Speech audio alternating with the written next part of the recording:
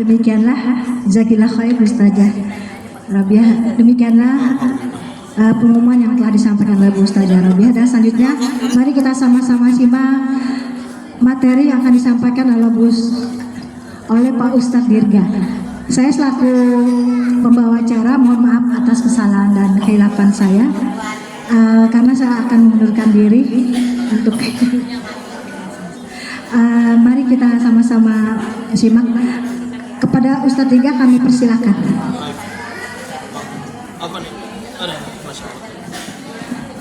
Bismillahirrahmanirrahim. Allahumma salli wa sallim ala sayyidina Muhammadin sahibul bushrah salatan tubashshiruna biha wa ahlana wa auladana wa jami'a masyayikhina wa mu'allimina wa talabatana wa talibatina min yawmina hadha ila yawmil akhirah. Allah wa salim ala Muhammadin sahibil bushra salatan tubashshiruna biha wa ahlana wa auladana wa jami'a masyayikhina wa mu'allimina wa talabatana wa talibatina min yawmina hadha ila yaumil akhirah. Bismillahirrahmanirrahim. Assalamualaikum warahmatullahi wabarakatuh. Alhamdulillahirabbil alamin wa bihi nasta'in ala umurid dunya waddin. Wassalatu wassalamu ala asyrafil anbiya'i wal mursalin wa ala alihi wa sahbihi ajma'in. Amma ba'du. Qala ta'ala fi kitabil karim, a'udzu billahi minasy syaithanir rajim. Bismillahirrahmanirrahim. Wa in ta'uddu ni'matallahi la tuhsuha innal insana lazalumun kafar. Wa qala Nabi sallallahu alaihi wasallam an Ibnu Abbas radhiyallahu anhuma qala Rasulullah sallallahu alaihi wasallam ni'matani maghdubun fihima katsirun minan nas as-sihhatu wal faragh. Rawahu Imam Bukhari. Shadaqallahul azim wa sadaqa Rasulun Nabiyul Karim wa nahnu ala dzalika minasyahidin wasyakirin walhamdulillahi rabbil alamin. Pertama yang kami hormati guru kita, pembimbing kita, pembina kita, Ibunda Ustazah Rabiah. Yang kami hormati para asatizah, Ibunda Sumarna dan Ibu Halimah serta Ibu Sutinah. Yang kami hormati Ibu RT Sarnata dan tak lupa Ibu Suratno yang telah hadir di tengah-tengah kita, ibu-ibu sesepuh serta ibu-ibu jamaah yang saya hormati, yang saya cintai, yang tidak bisa disebutkan satu persatu namanya, namun tidak mengurangi rasa hormat atau takzim saya. Sebelum Pak Fakir menyampaikan nasihat-nasihat untuk diri pribadi maupun juga umumnya kepada jamaah sekalian, sebelumnya mohon maaf ya, saya kebetulan juga lagi kurang sehat. Dari kemarin saya kebetulan lagi demam, juga flu, tapi nggak flu berat ya. Jadi ya namanya musim penyakit ya. Ya memang ya seperti itu, ya kan. Ya memang ini kan apa? Sebenarnya kan bilangnya September ceria milik kita bersama. Bukan sih sebenarnya begitu. Ya kalau September ceria ya apabila ya kita bersyukur atas kenikmatan yang hakiki bagi kita, nikmat sehat dan nikmat iman, nikmat Islam dan juga nikmat sehat walafiat. Tapi qadarullah ya. Ya memang ini sekali lagi musim penyakit ya. Ada yang pilek, ada yang flu segala macam, ada yang demam, bahkan juga ada yang dirawat di rumah sakit. Semoga Allah Ta'ala akan beri kesembuhan buat saya sendiri maupun juga umumnya kepada tadi yang disebutkan oleh Bu Robi, orang-orang yang sedang sakit pula. Semoga Allah Ta'ala memberi kesembuhan, diberi kesehatan dan juga panjang umur, murah rezekinya. Tak lupa keluarga kami, semoga keluarga kami termasuk saya selalu diberi kesehatan, panjang umur, murah rezekinya dan juga berkah rezekinya. Amin ya rabbal alamin. Alhamdulillah kita bisa bertemu kembali bersama-sama. Jadi ya ini memang sehubungan kita ya sedang mengalami musim penyakit.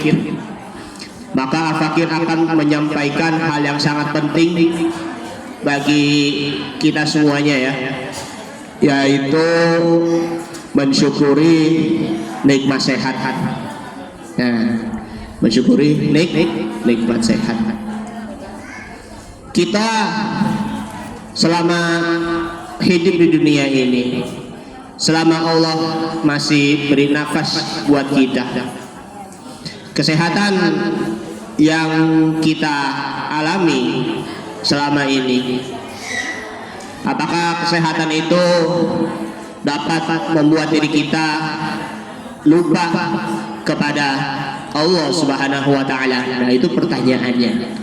Apakah kesehatan itu dapat membuat diri kita menjadi lalai terhadap diri sendiri?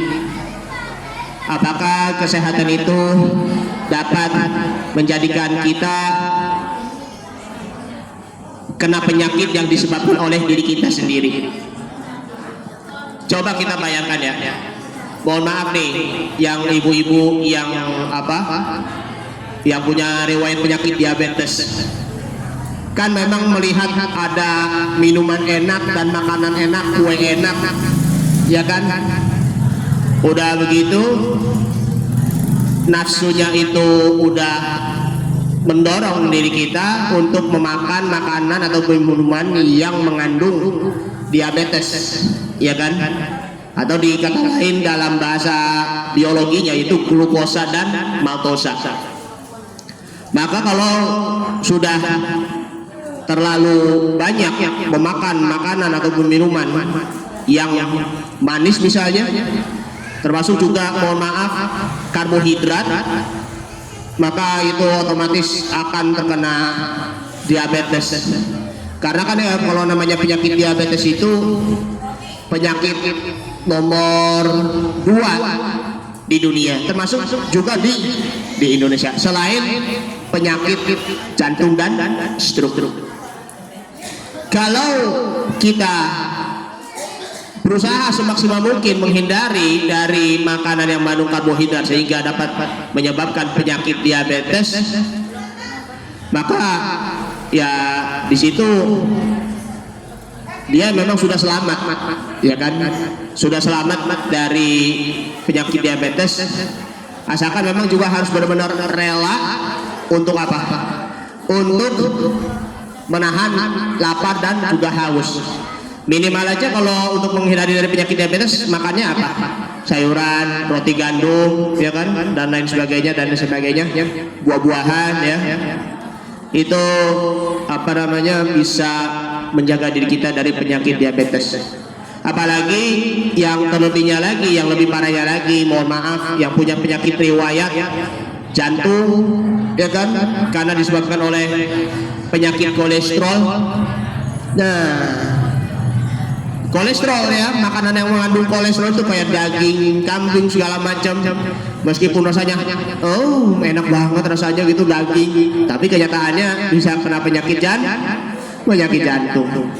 Nah, disitulah penyebab yang membuat diri kita kena penyakit, yaitu disebabkan karena diri kita sendiri, bukan karena apa namanya dari makanannya aja. Ini pun juga introspeksi juga ya, bukan hanya buat yang ibu-ibu yang sudah tua, tapi anak-anak muda seperti kami. Makanan yang enak kayak misalnya kopi, ya kan? Ataupun misalnya apa namanya cappuccino, enak banget rasanya. Ataupun misalnya apa makanan yang berminyak begitu, maka itu pun juga kami juga perlu hindari agar kami ya generasi muda tetap ya sehat maupun juga panjang umur, masya Allah. Makanya makanan yang enak misalnya belum tentu membuat diri kita tuh lezat, ya kan? Tapi syukur-syukur kalau makanan yang lezat tetapi ada kesehatannya, ya itu lebih bagus lagi, masya Allah. Nah disinilah kita perlu lagi untuk mengintrospeksi diri kita, yaitu adalah nikmat kesehatan yang ada di dalam diri kita, baik jasmani maupun juga ruhani. Allah Subhanahu wa taala berfirman di dalam surah An-Nahl surat yang ke-16 ayat 18. Wa in ta'uddu ni'matallahi la tuhsuha innal insana lazalumun kafar. Yang artinya jika kalian menghitung nikmat Allah, maka kalian tidak akan sanggup menghitung berapa banyaknya nikmatnya Allah Subhanahu wa taala. Sesungguhnya manusia itu sangat zalim dan mengingkari nikmatnya, termasuk juga nikmat Islam, iman dan juga kesehatan. Nah makanya tuh kesehatan itu kalau kita lihat ya di kalangan masyarakat yang udah nge-gym, ini apa ngangkat barbel, punya otot gitu, six pack begitu kan, itu sih memang kesehatan yang tingkat tinggi. Bagaimana dengan kita yang masyarakat biasa? Kita tidak perlu lagi membandingkan diri dengan orang yang six pack, nge-gym, ngangkat barbel begitu, enggak. Yang penting kita bersyukur atas kesehatan dan juga kita menjaga pola makan dan juga mengatur pola makan agar terjaga dari penyakit. Kalau nge-gym ataupun yang lainnya kayak ngangkat barbel itu cuma hanya membantu supaya fisiknya itu akan tetap menjadi bugar dan prima. Nah kalau yang udah tua nih tetap panjang umur, sehat selalu ya. Yang penting dijaga kesehatannya jasmani dan rohani pula. Itulah apa? Sehat itu bukan suatu kemewahan seperti emas dan perak. Sehat itu murah, tetapi menjadi mahal ketika telah berubah apa? Ketika sehat telah berubah menjadi sakit. Karena sakit itu mahal, sehat itu pun juga mahal, ya kan? Karena berapa biaya untuk mengobati kita mahal banget, ya kan? Udah berusaha untuk berobat ke dokter, dirawat di rumah sakit, tapi tidak sanggup membayar biayanya, sehingga mohon maaf sampai terjadi meninggal akibatnya gagal berobat ataupun gagal dirawat gitu. Maka itu lebih baik kita mencegah itu lebih baik daripada mengobati, karena sekali lagi mengobati itu mahal biayanya, masya Allah. Sehat merupakan mahkota tubuh saat kita terbaring sakit. Kita baru sadar bahwa kesehatan itu betapa berharganya. Kesehatan itu memang dijadikan sebagai mahkota dalam kehidupan kita, baik itu jasmani maupun juga rohani. Nah, pantas saja Nabi Muhammad SAW bersabda, An Ibn Abbas radhiyallahu anhu, dari Abdullah bin Abbas, semoga Allah meridhoinya, radhiyallahu anhuma, semoga Allah meridhoi keduanya, qala berkata, qala Nabi sallallahu alaihi wasallam, bahwa Rasul sallallahu alaihi wasallam bersabda, ni'matani, ya, dua kenikmatan, maghbunun fihima kasirun minan nas. Dua kenikmatan kebanyakan manusia tertipu atau lalai, ya, yaitu as-sihhatu wal faraghu, sehat dan juga waktu luang. Ketika kita sakit, kita meminta kepada Allah Subhanahu wa taala Saking karena istiqomahnya, kalau ketika kita sakit, ya Allah berilah kesehatan kepada saya, berilah kesembuhan kepada saya. Tapi sebaliknya, kesehatan ya kita sudah sembuh malah kita lupa. Makanya tuh kesehatan pun itu pun juga ujian. Bagaimana kita mensyukuri nikmat Allah ketika kita berada di waktu lapang, waktu gembira, maupun juga di waktu sehat pula. Nah, di waktu ruang ini ya, luangkan waktu kita untuk mengatur kesehatan kita, mengatur pola makan kita, ya banyakin olahraga, ya kan, banyakin juga olahraga pagi, senam pagi, gak cuma hanya 1, 2, 3, 4, 5, 6, 7, 8, 2, 2, 3, 5, 6, 7, 8. Nah itu senam ibu-ibu ya. Itu memang kalau kita lihat senam ibu-ibu itu memang udah paling sering diadain. Kalau yang bapak-bapak gimana? Jarang. Coba deh bilangin ke suami ataupun bapak, Pak, jaga kesehatan bapak atau pola makan bapak supaya bapak tidak terkena penyakit diabetes ataupun penyakit jantung ataupun penyakit kanker. Bagaimanapun sekeras kepalanya si suami ataupun bapak, tetap terus ngegembleng. Makanya tuh kalau giliran sakit aja sadar, ya kan? Giliran di waktu sehat malah lalai. Ya Allah, rugi jadinya. Ya Allah ya salam. Nah, di dalam kitab Mukhtasar Minhajul Qasidin, intisari dari kitab Al-Ihya Ulumuddin, itu merupakan karangan dari Imam Al-Ghazali, bahwa ada seseorang mengadu kemiskinannya dan menampakkan kesusahannya kepada orang alim.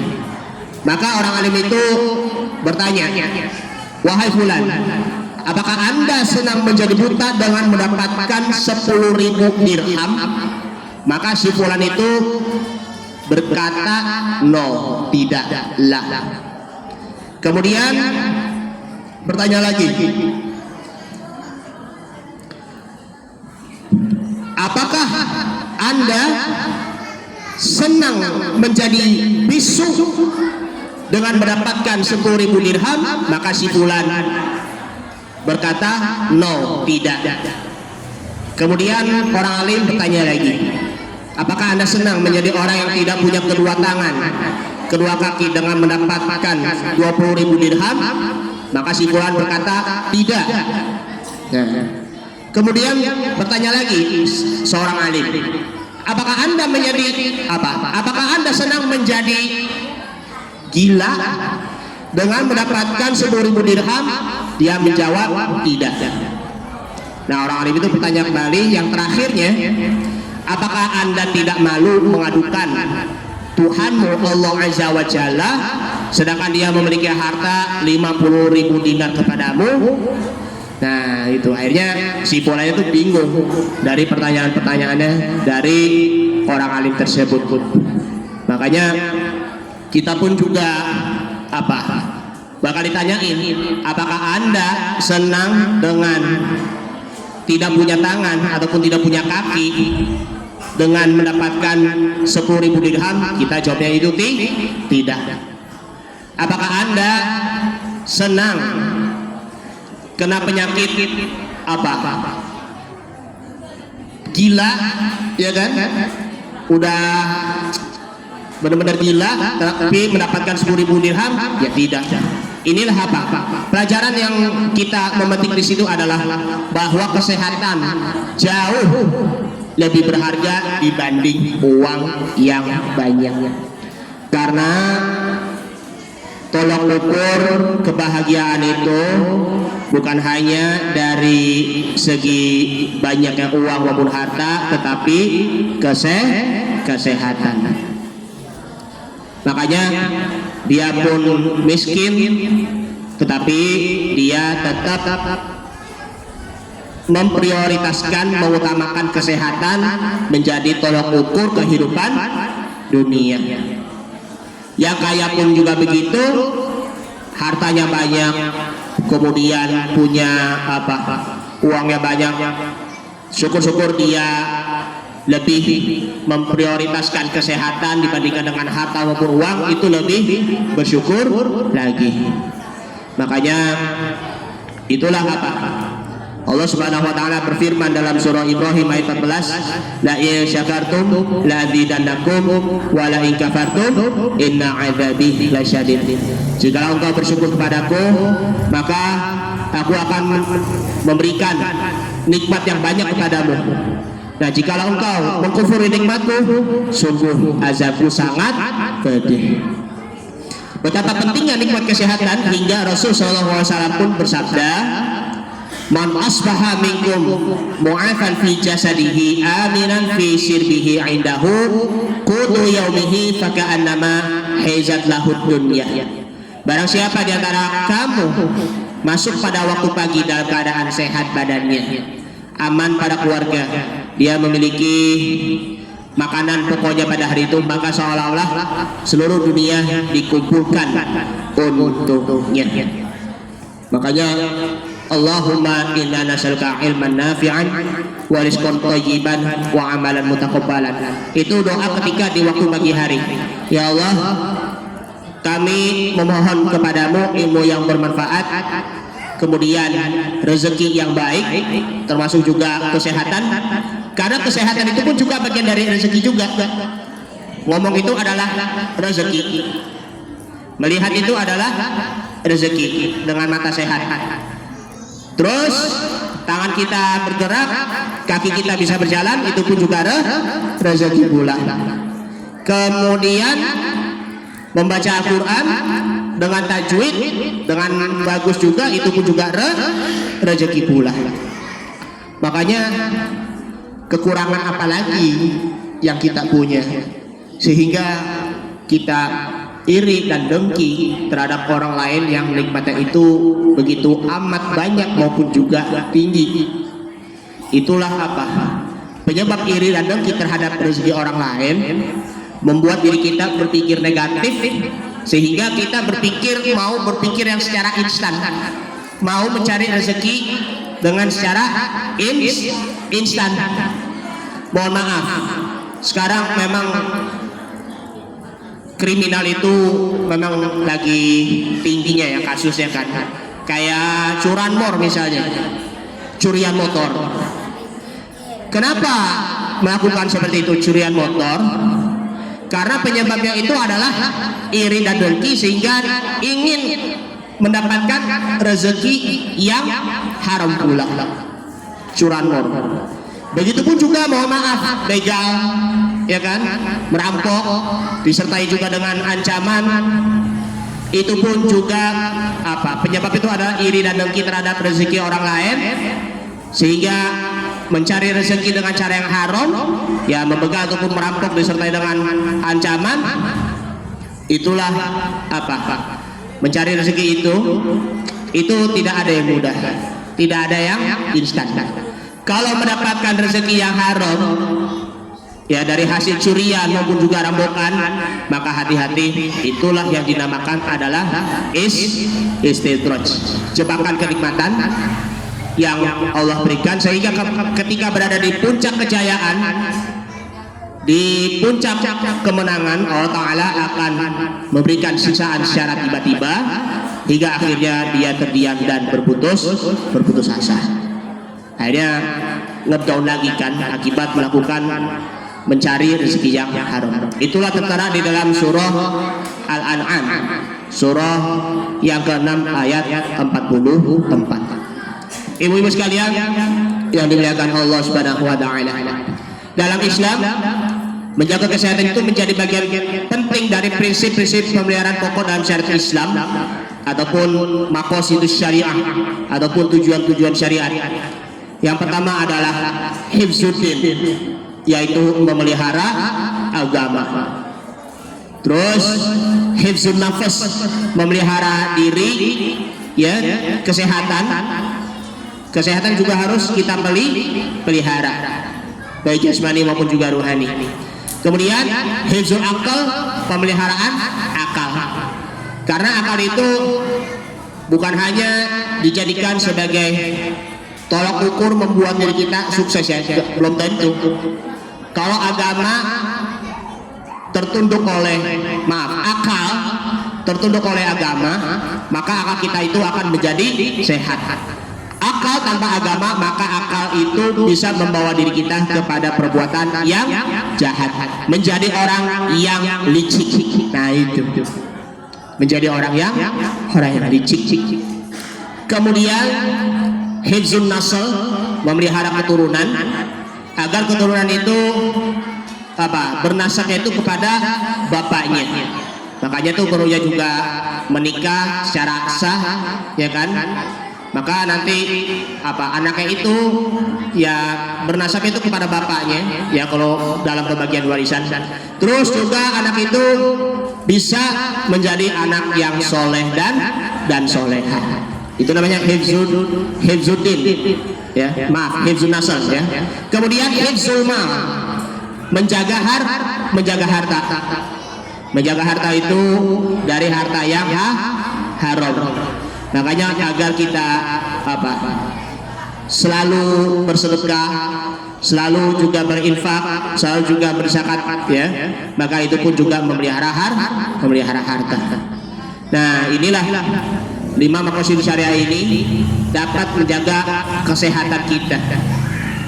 Nah, sebaliknya Islam melarang berbagai tindakan membahayakan kesehatan diri kita, sebagaimana tersebut dalam firman Allah Subhanahu wa taala surah Al-Baqarah ayat 195. Wala tulqu bi aidikum ila tuhlika. Janganlah kamu menjatuhkan dirimu dalam kerusakan. Maksudnya apa? Janganlah engkau menjatuhkan kesehatanmu dalam penyakit. Ya. Karena itu wa ahsinu, berbuat baiklah dirimu. Berbuat baik itu bukan hanya sekedar dari ucapan saja, tetapi dari hatinya maupun juga kesehatannya. Innallaha yuhibbul muhsinin. Sesungguhnya Allah Ta'ala mencintai orang-orang yang muhsinin, orang-orang yang baik. Ataupun dalam surah An-Nisa ayat 29, wala taqtulu anfusakum innallaha kana bikum rahimah. Janganlah engkau membunuh dirimu sendiri, sungguh Allah Maha Penyayang bagimu. Ini kan ayat Allah Subhanahu wa taala. Baik itu surah Al-Baqarah ayat 105 dan surah An-Nisa ayat 29. Makanya dari itu kita perlunya untuk kembali lagi untuk luangkan 5 sebelum datang yang 5. Iqtanim khamsan qabla khamsin. Jagalah 5 perkara sebelum 5 perkara. Syababaka qabla haramik, yaitu masa mudamu sebelum tuamu. Wasihataka qabla saqamik, jagalah kesehatanmu sebelum sakitmu. Wa ghinaka qabla faqrika, kayamu sebelum fakirmu. Wa faraghaka qabla syughlik, luang waktumu sebelum sibukmu. Wa hayataka qabla mautika, dan hidupmu sebelum matimu.